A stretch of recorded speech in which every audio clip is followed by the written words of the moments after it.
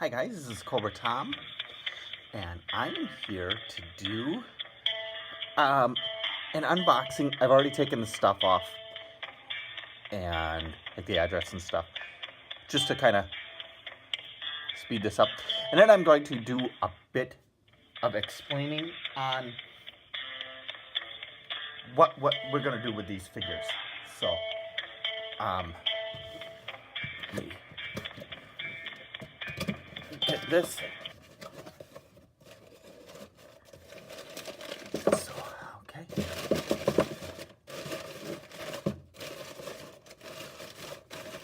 Oh, very well wrapped up here. Okay, here we go. Here are the figures. Okay, so I'll get this out of the way. And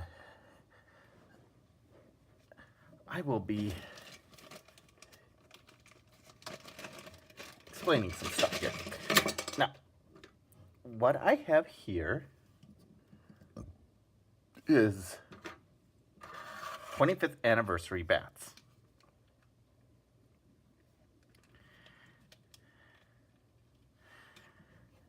And I'll be going just kind of over a little bit. This isn't exactly a review.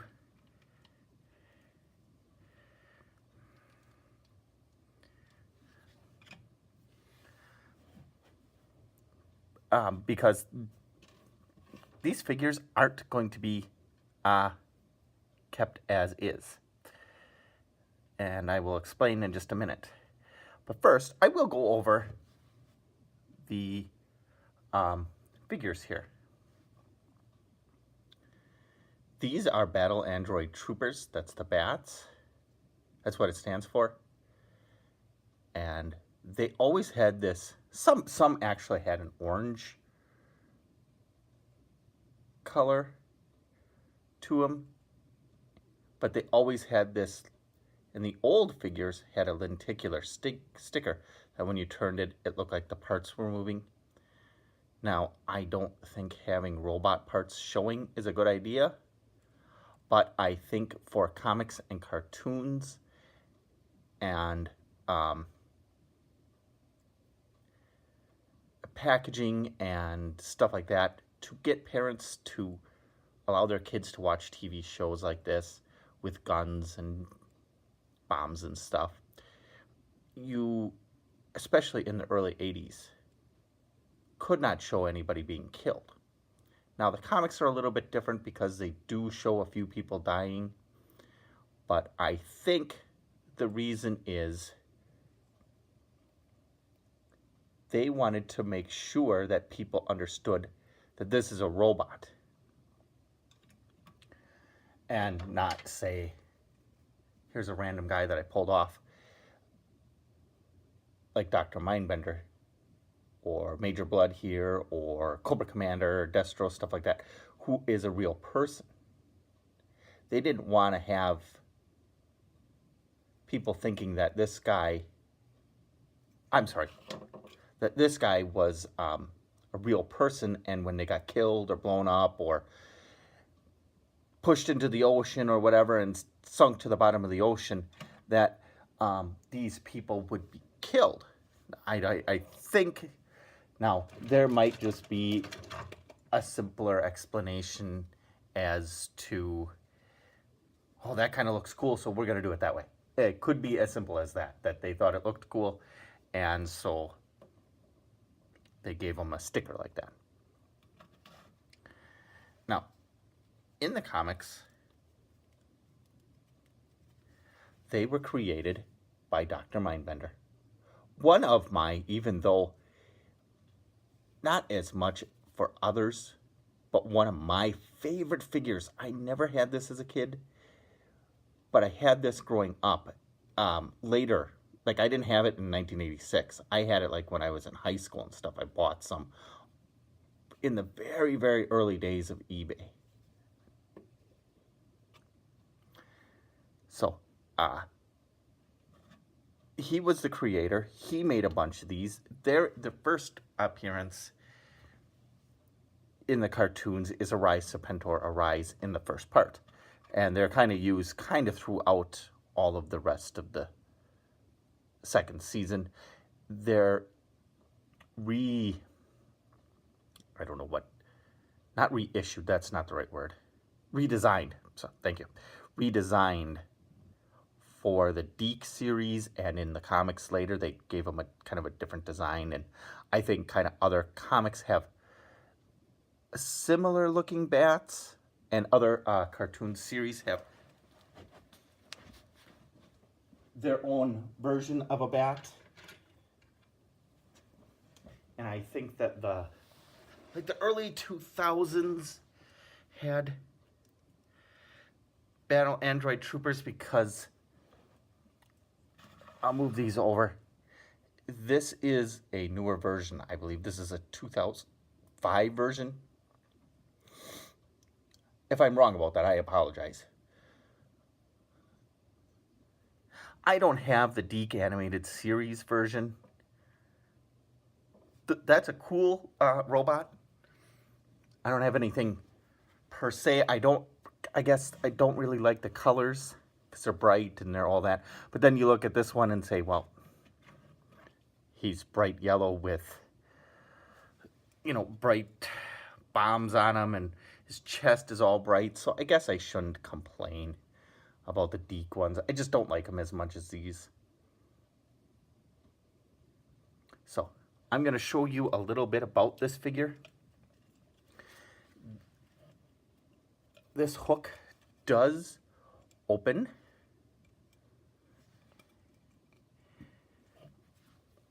And it does close. One of the cool features about this guy is you can take off the backpack. The backpack is actually really quite detailed. This is a really nice backpack.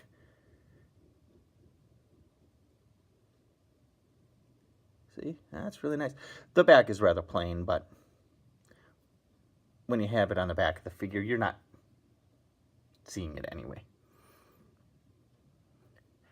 So here is the hook.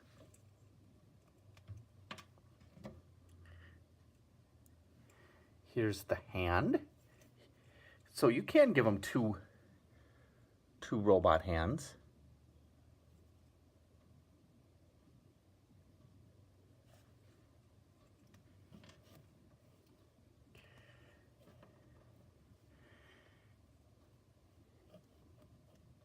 Sorry if that got off camera. Ooh, this one doesn't fit as well. Here's the flamethrower part. That one unfortunately doesn't hold very well for that guy. Maybe on that one it'll fit a little better. Now I'm pretty sure, see, this one doesn't fit very well on this guy either. So maybe the peg isn't so great. But I think that this one is a laser gun, but I always kind of thought it was a drill. You could drill into things. But I'm pretty sure this is the laser.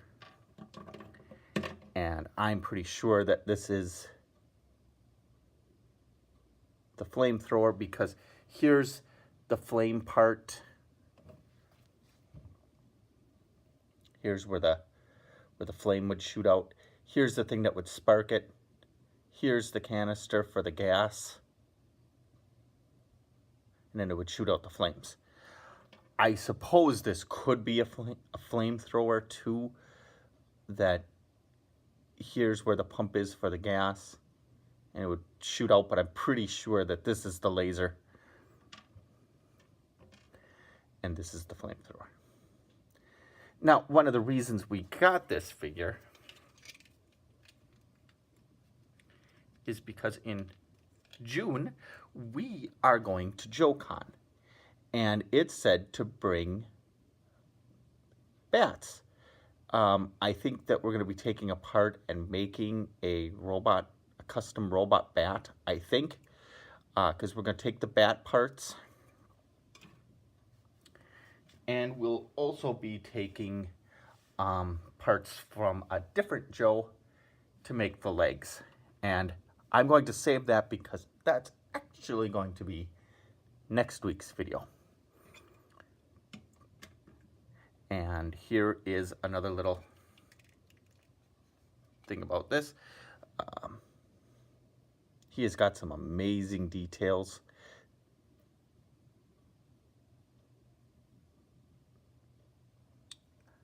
I'm assuming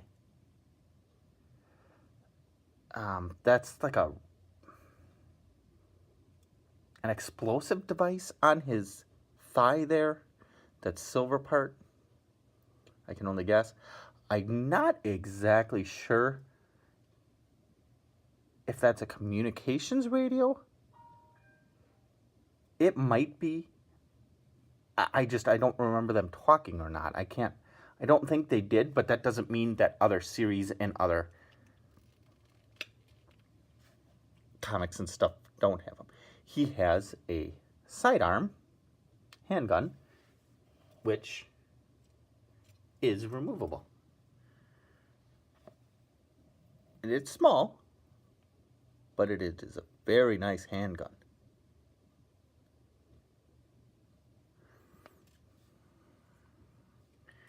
Now, there is also a set of grenades. They always like to put grenades on figures. Not really sure. I don't think all of them. Well, I know all of them don't, but they kind of like that for some reason. And then on the back, more metal parts that you can clip the backpack on.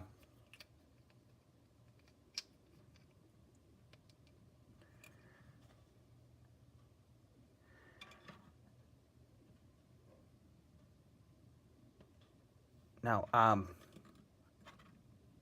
I'm having a bit of an issue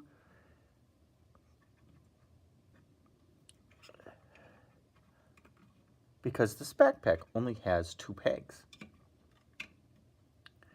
So if you put the hand,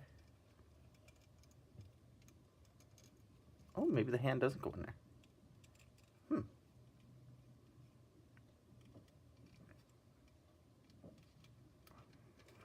So you put the hand on.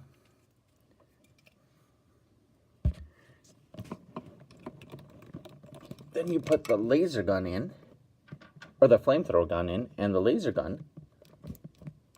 Well, where is the hook supposed to go? I still haven't quite figured that out yet. I mean, you can do that. I actually just thought of that now. I didn't even test that before. I just thought of that now. I suppose you can do that. It stays actually extremely well. So maybe that's what I'll do. I was actually kind of having a little trouble thinking of, well, if you have all of the pieces into here but have one left over, what are you going to do with it? But now I kind of discovered that that hook goes onto there, and while it looks bulky,